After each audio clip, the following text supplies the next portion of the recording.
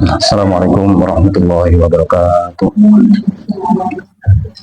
Hamdan wa syukran lillah, salatan wa salaman da'imain mutalazimain ala imam rasulillah Sayyidina Muhammadin ibn Abdullah wa ala alihi wa sahbihi wa man tabi'ahum amma ba'du. Para rawuh ingkang kula muliaken, kita senantiasa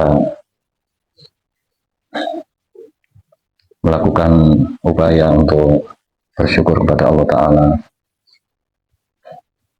karena kenikmatan-kenikmatan terbukti nyata, sementara tindakan syukur kita kadang harus kita lakukan setelah melakukan berbagai perjuangan, karena kesadaran terhadap setiap kenikmatan itu sangat rendah pada setiap manusia. Bukan hanya kesadaran terhadap kenikmatan-kenikmatan, tetapi kesadaran terhadap apapun. Tidak semua manusia mengalaminya, karena kenikmatan-kenikmatan selalu ada, sementara kita tidak selalu menyadarinya. Maka kita harus berjuang atau berusaha untuk selalu sadar, sehingga kita bisa menyaksikan bahwa kenikmatan itu selalu ada. Kemudian kita senantiasa bersyukur kepadanya. Dengan senantiasa bersyukur itulah kita akan menikmati kehidupan. Kita akan merasakan kehidupan ini begitu nikmat. Tidak ada yang rumit di dalam kehidupan. Tidak ada yang sulit di dalam kehidupan. Bila kita menemukan kesulitan, biasanya kita sendiri yang ternyata telah mempersulit. Karena semua ini sudah jelas. Ketika keadaannya seperti ini, apa yang harus kita lakukan? Agama kita telah memberikan bimbingan. Agama kita telah memberikan tuntunan. Yang paling sering karena kita sendiri yang tidak tahu bagaimana tuntunan agama ini, bagaimana bimbingan agama ini, sehingga kita tidak tahu apa yang mestinya harus kita lakukan. Karena itulah menuntut ilmu adalah kewajiban bagi setiap orang yang beriman. Dan bagi orang-orang yang sudah berilmu, biasanya menjadi masalah itu adalah mengamalkan ilmu tidak sesuai ketentuan. Kadang kita mengamalkan ilmu itu hanya karena sesuatu yang bersifat tendensius, sehingga amalan-amalan baik yang kita lakukan itu hanya menjadi modus belaka. Padahal amalan-amalan baik itu adalah alat untuk mendekatkan diri kepada Allah Ta'ala. Sementara saat kita melakukan segala kebaikan dengan tujuan Allah Ta'ala, akhirnya Allah sendiri yang mengatur semuanya. Allah Ta'ala sendiri yang menata. Dia sendiri yang membuat skenario-skenario yang mungkin bagi manusia cukup rumit. Tapi bagi dia tidak ada apa-apanya, karena dia itu maha kuasa. Seperti yang terjadi pada wali-wali Allah, kekasih-kekasih Allah. Mereka hanya mendedikasikan diri untuk mengabdikan diri kepadanya. Sementara urusan-urusan yang harus mereka selesaikan, Allah Ta'ala banyak membantu. Sehingga mereka menjalani semuanya dengan kemudahan-kemudahan. Wa syirul hadirin wal hadirat rahimakumullah. Kita langsung mawon meneruskan pembacaan kitab Hidayatul Hidayah. Setelah sebelumnya kita membahas adab bangun dari tidur. Biasanya setelah bangun tidur, tujuan pertama kita di dalam melangkah adalah kholak atau kamar mandi. Mari turu, tangi turu, tujuan pertama adalah kamar mandi. Kita jarang-jarang begitu bangun tidur langsung berpikir pergi ke pasar, jarang. Walaupun mungkin kita mempunyai rencana untuk pergi ke pasar, kita mesti membersihkan diri terlebih dahulu. Apalagi kita sebagai orang yang beriman, tentunya setelah bangun tidur yang menjadi pikiran kita adalah melakukan sholat, kalau kita sebelumnya belum melakukannya. Karena itu di dalam kitab ini bab adab masuk kamar mandi itu diposisikan setelah bab adab bangun dari tidur. Wala tadkhul hasirur ra'si, wala tadkhulan ojo mlebu sapa sira hasirur ra'si hale buka sirah, nggih. Masih nang jero kamar mandi niku awake dhewe dhewean kan sing nyawang, kan sing delok, tapi disunahkan untuk memakai tutup kepala. Wala hafiyal qotama ini dan tidak wala lan hale ora wong kang ngodhok delamaan karune, ora sandalan. Nggih sunah nggih. Mlebet iki mlebet jumbleng lho ya. Mlebet jumbleng niku mawon disunahne gawe napa kopiah nggih penutup kepala. Ugi gawe sandal kelompen sak penunggalane. Terus dalam dunia supranatural niku nggih nganggo sandal waktu mlebet jeding niku wonten khasiat bisa menolak sihir, ya. Bisa menolak sihir. Terus umpamanya jenengan itu hari pikir disantet itu kangelan tukang santet ya, tapi masih jenengan ahli zikir biasanya dalam dunia supranatural ngoten tiang sing jadi sasaran itu digoleki lempene. Salah satu keadaan lempene niku nggih waktu mlebet kamar mandi, nalika mlebet kamar mandi mboten damel napa alas kaki niku saged dileboni saged dileboni terus awake dhewe mlebu jeding gawe sandal niku diniati lakoni sunah apa nolak santet diniati nglakoni sunah tapi khasiate juga bisa untuk menolak sihir. Yeah. Cukup diniati nglakoni sunah dadi ibadah nek jenengan niate ge nolak santet sunahe gak entuk walian. Hasil roksi wala hafil qotama ini masih nang jero jumbleng kana sapa-sapa mek awake dhewe ijen sebaiknya kita membawa penutup kepala dan memakai alas kaki. Faqul inda dukhuli bismillah a'udzubillahi minar rijsi wan najasil khabithil mukhbithi syaitonir rajim. Ketika masuk kita membaca doa biasa dengan ini apa? Allahumma inni a'udzubika minal khubuthi wal khaba'ith. Itu versi yang singkat, versi yang pendek. Ada versi yang lain, doa masuk ke dalam jumbleng atau kamar mandi adalah bismillah a'udzubillahi minar rijsi wan najsi al khabithi al mukhbithi asyaitonir rajim. Bismillahi wa kullu ngucap sapa sira inda dukhuli ing dalem nalikane mlebu bismillahi ing lafaz bismillahi ila akhiri. Bismillah kelawan nyebut asma Allah.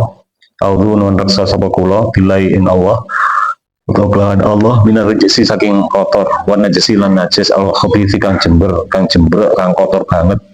Al mukhbithi kang jemberaken dadi akan kotor banget. Asyaitoni ya syaitan, yaitu syaitan ar-rajimi kang den balangi atau kang den laknat. Nah, ini doa yang kita baca ketika kita masuk ke dalam kamar mandi. Jadi awake dhewe lapo-lapo niku nek menurut agama selalu enten aturane. Berarti kita ini menjalani kehidupan dengan terkekang. Lapo-lapo diatur iki. Tangi turu wis napa maca donga. Ate turu maca donga. Mlebu jumbleng, mlebu kamar mandi maca donga. Mlebu kamar mandi kudu kaki kiri dhisik. Nek metu ndekne kaki kanan. Terus nek wis metu ana dungane maneh. Waktu mlebu dianjurne gawe sandal. Juga dianjurkan memakai tutup kepala. Bismillahi a'udzubillahi minar rijsi wan najasil khabithil mukhbithi syaitonir rajim. Wa indal khuruji lan maca ing dalem nalikane metu saking jamban kamar mandi ghufranaka ing lafaz atau kalimat ghufranaka alhamdulillahilladzi adhaba anni ma yu'dhini wa abqa alayya ma yanfa'uni sampun ya. Nek sing terkenal napa ghufranak terus napa alhamdulillahilladzi adhaba anil adza wa afani niku sing populer. Nah iki ada sedikit perbedaan kalimat. Alhamdulillahilladzi alhaba anni ma yu'dhini. Biasanya alhaba annil azab gitu. Jadi artinya sami mawon. Wa afani. Lah tembiki wa afani diganti dengan kalimat wa abqa alayya ma yanfa'uni. Ghufranaka mugi nyepuro Tuhan ing kula. Alhamdulillah sakabehane puji kulillah tetep kagungane Allah. Alladzi yudat alhaba kang ngilangaken sapa alladzi anni saking ingsun ma ing perkara yuzi kang larakaken apa ma ni ing ingsun. Wa qalan netepaken sapa alladzi temriki Allah. Allah kali alladzi nggih sami mawon. Alaya ing atase ingsun ma ing barang yen pau kang manfaati apa ma ni ing kula utawa ingsun. Ketika keluar dari kamar mandi yang kita baca adalah ufronas, maksudnya aku mohon ampunanmu ya Allah. Alhamdulillah segala puji adalah milik Allah yang telah menghilangkan dari diriku sesuatu yang menyakitkanku, dan dia telah menetapkan pada diriku sesuatu yang memberikan aku manfaat. Awake dhewe sadurunge niku pas kegeletan rasane loro. Setelah kita keluar dari kamar mandi, kita merasa lebih nyaman, kita merasa lebih baik.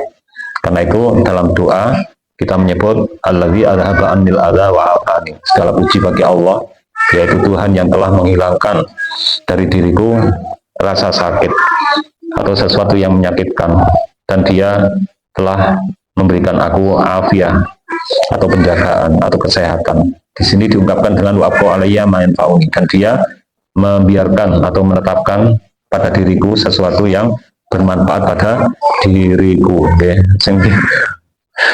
Sing ditokne waktu ten Jumbleng niku barang-barang sing wis gak dikanggone kanggo awake dhewe. Sementara barang-barang sing isih bermanfaat kanggo awake dhewe Gusti Allah netepne gak katut napa? Gak katut ucul nggih.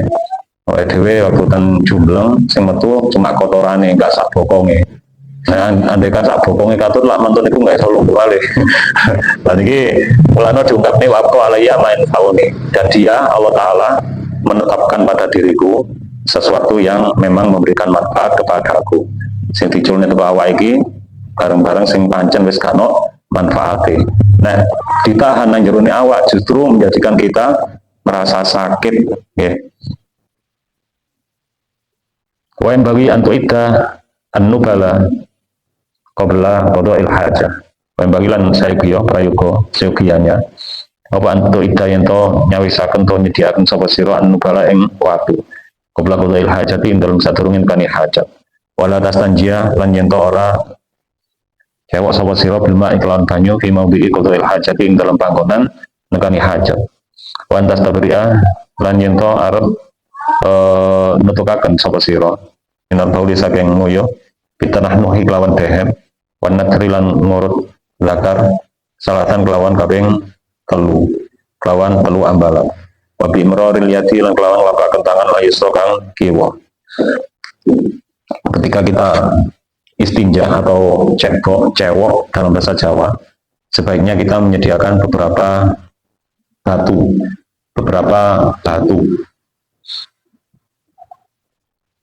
qabla qada'il hajah wala tastanjia.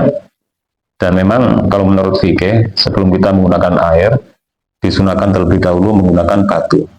Kita bersihkan terlebih dahulu sisa atau bekas kotoran yang kita keluarkan dengan menggunakan batu. Setelah kita membersihkan dengan menggunakan batu, barulah kita menggunakan air. Tapi ini nggak lazim bagi kita, karena juga ada kebebasan untuk bersuci hanya dengan menggunakan air.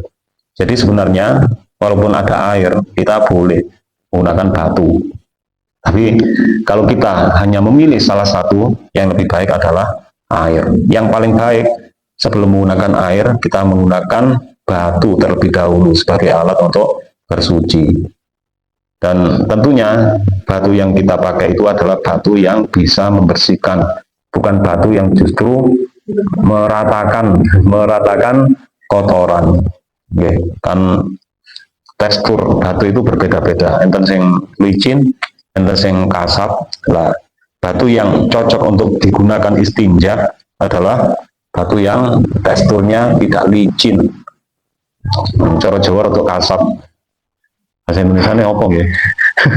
Untuk kasar. Sehingga kotoran yang kita sucikan itu akan menempel pada batu. Dan tentunya kalau kita menggunakan batu tidak cukup kalau hanya dengan satu batu. Kita setidaknya menggunakan 3 batu. Ya, setidaknya menggunakan 3 batu. Nah, waktu situ nih wes nggak cukup. Dan ada jenis atau ada kasus tertentu yang sebaiknya penggunaan batu itu dihindari. Jadi kados nalika awake dhewe wetenge mboten sehat. Waktu mboten sehat niku biasa medale nggih mboten lumrah nggih. Diare, tiang diare. Nggih, tiang diare. Metune encer ngoten niku ngoten niku lho nggih.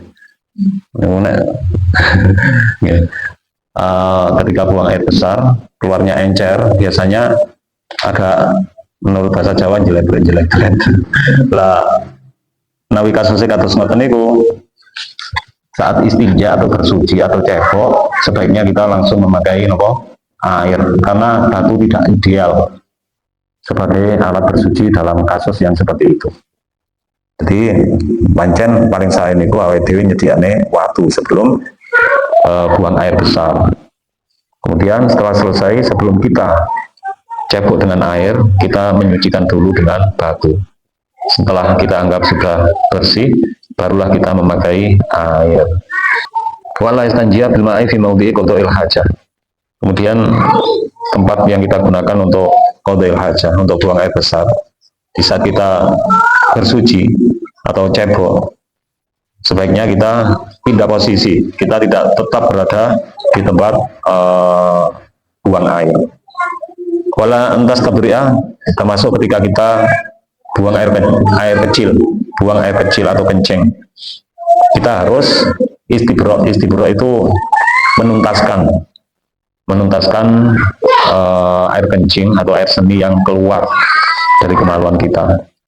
Karena sebagian orang itu mempunyai kasus di mana ketika buang air kecil, air kencingnya tidak bisa keluar dengan tuntas. Kadang kan ngoten. Pas menghadapi situasi seperti ini, kita harus berusaha untuk menuntaskan air seni yang keluar dari kemaluan kita. Dengan cara apa? Kita naknuhi.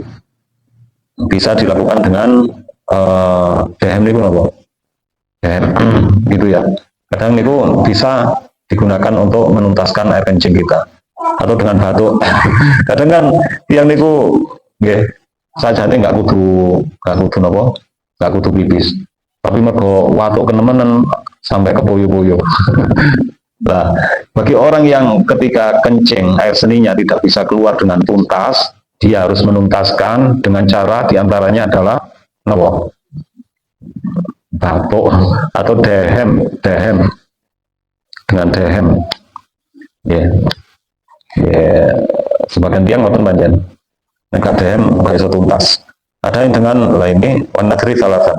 Ini khusus untuk laki-laki. Ada kalanya memang harus dipijat. Wa bi imraril yadil yusra ala asfalil qalbi, dan bisa dengan cara menjalankan tangan kiri di atas di bagian bawah, pada bagian bawah dari jalan keluarnya air kencing. Ini untuk laki-laki. Abi imraril yadi lan kelawan nglakonan teken tangan al yusra kang kiwa ala asfalil qalbi ing atase ngisore bolongane zakar. Wa in kunta lan ana sapa sira iku wisahra tetep ing dalem ora-ora di tempat yang lapang dan terbuka. Dan ini disebut apa? Bulak. Napa? Nggih bulak nggih. Tempat yang lapang kan apa-apa nih. Bulak nggih. Wisahra tapi bulak sing mboten enten wit-witane niki sing dimaksud. Apa nggih? Nek bahasa Indonesia ini padang di dalam padang sahara, padang gobi, padang pasir nggih. Di tempat yang terbuka, nggak ono wit-witane, nggak ono bangunane, niku sahra. Napa? Entak-entakan. Iku wis sahra ing dalem ora-ora utawa entak-entakan. Pabuit mongko tono sapa sira an uyunin nadirina saking pira-pira peningale utawa mripate wong kang padha ningali kabeh. Pastatir lan amriya utawa ngalapo aling-aling sapa sira bisa ing kelawan suci-suci. Ini wajah taala menemu sapa sira hu ing syai. Wala taksyif lan aja buka sapa sira aurataka ing aurat sira qoblal intihai ing dalem sadurunge tutup. Ila maudhi'il julusi maring panggonane lungguh. Ini kita sik dawa niki. Sementara sampeyan riyen Tadi ada pembahasan tentang menuntaskan air seni. Ini nggak semua orang memang dalam kasus seperti ini. Tapi bagi orang yang mempunyai kasus seperti ini, setiap buang air kecil harus menuntaskan air seninya dengan beberapa cara. Ada yang dengan cara batuk-batuk, meskipun sebenarnya sedang tidak batuk, tapi untuk keperluan menuntaskan air seni, dia batuk-batuk. Ada yang dengan cara mengurut, gitu, jelasakan gitu. Dan biasanya setiap orang itu mempunyai cara yang berbeda-beda. Ada yang cukup dengan batuk-batuk, ada yang kalau belum diurut tidak bisa tuntas, macam-macam gitu. Jadi setiap orang menggunakan cara sesuai dengan karakter masing-masing.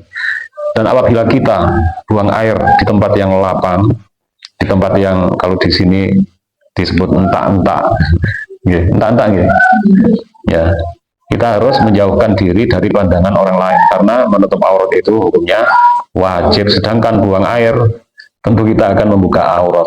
Di saat kita buang air, tentu kita membuka aurat. Karena itu, bila kita berada di tempat yang lapang dan terbuka, kita harus melindungi diri kita dengan penutup supaya tidak terlihat oleh orang lain. Wastatir bisya'in. Buatlah sesuatu sebagai tutupmu untuk buang air. In wajadtahu, apabila kamu menemukan. Dan janganlah engkau membuka aurat sebelum sampai pada tempat dudukmu. Niki ngeten, sadurunge awake dhewe sampai pada tempat kita untuk buang air, kita tidak boleh membuka aurat kita. Jadi awake dhewe buang air di dalam kamar mandi, sebelum masuk ke dalam kamar mandi kita nggak boleh membuka aurat. Isik nang ngarepe lawang wis nyuwenceng ngene, ana tanggane liwat, kok temen yu. Kadang tiang itu nganu ya, ketika sedang bersama kerabat-kerabat mereka merasa bahwa aurat itu nggak perlu ditutup. Enten sing ngoten. Padahal aurat itu wajib ditutup dari siapapun.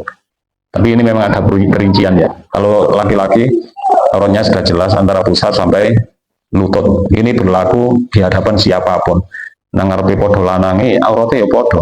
Teko udel sampai dengkul. Apa meneh nang ngarepe wong wedok. Masuk nang ngarepe dulure nggih. Kakangnya karo adike, auratnya juga tetap sama antara pusar sampai dengkul. Tapi bagi perempuan, aurat yang harus ditutupi itu adalah sekujur tubuh, sekujur tubuh, selain kedua telapak tangan. Tapi kalau di dalam sholat, sekujur tubuh mengecualikan telapak tangan dan wajah. Ini dalam sholat. Kalau di luar sholat, sekujur tubuh selain telapak tangan. Ini berlaku ketika berada di depan siapa? Berlaku ketika berada di depan ajnabi. Ajnabi itu orang laki-laki lain. Lalu siapa orang laki-laki yang tidak masuk dalam sebutan ajnabi? Yang bukan ajnabi itu adalah mahram. Mahram. Mahram itu siapa? Orang yang haram dinikahi, atau saudara kandung. Terus yang sedih kalau saudara kandungnya masih lanang, itu auratnya lebih longgar. Dia nggak wajib menutup kepalanya, rambutnya, karena auratnya perempuan terhadap mahram atau terhadap sesama perempuan itu sama dengan auratnya laki-laki, sama dengan auratnya laki-laki. Tapi ada yang juga perlu diperhatikan bahwa di dalam hal ini kita mesti juga menerapkan adab. Masih wong lanang karo wong lanang masih wong lanang, masih aurat yang lanang iku antarane pusar sampai dengkul. Tapi nek awake dhewe lunga tahlilan apa ya pantes mek nutupi pusar sampai dengkule. Sedeng awake dhewe gak lunga tahlilan, mlaku lunga pasar. Coba nggih wong lanang lunga pasar mek nutupi antara udel sampai dengkule. Kira-kira dianggap nopo? Iki mulai kapan? Iki lunga pasar lho nggih. Lunga pasar mek nutupi antara pusar sampai dengkul. Lah apa meneh pas tahlilan sing nutupi mek antara pusar sampai dengkule. Niku lho nggih. Napa? Masih wis nglakoni kewajiban menutup aurat tapi dereng melakukan napa? Tata krama, dereng melakukan etika, dereng melakukan budi pekerti. Lah niki Masih yo wedok pada wedok niku aurate namung antara dengkul sampai pusar, tapi tata kramane nggih tetep nutup sak awake. Nutup sak awake. Jadi wow, bahas nawa sih, oke. Waktu mau buang air, sebelum kita sampai pada tempat untuk buang air, kita jangan sampai membuka aurat lebih dulu. Okay. Jadi ini nang sandingnya pawon misalnya, setelah pawon, mesti cincin-cincin ketok katok ini pula sarung ya. Okay. Kalau tas tapi lagi belakang, sama temen Allah alam sholat, mungkin kita terus ilmu yang manfaat, oke, barokah. Assalamualaikum warahmatullahi wabarakatuh.